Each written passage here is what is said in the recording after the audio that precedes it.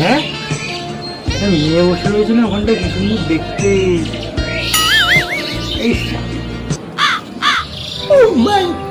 ওই ছেলেটা আমার দিকে বারবার এরকম করে তাকাচ্ছে যেন, মনে হয় কিছু মতলব আছে। হ্যাঁ, ও মনে হয় আমার দিকে তাকাচ্ছে না, আবার হাসছে, মনে হয় আমাকে লাইক করছে। হ্যাঁ,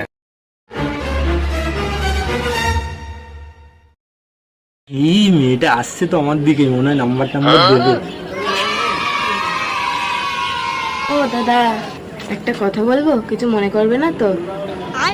হ্যাঁ বলো বলো, মনে হয় নাম্বার টাম্বার দেবে।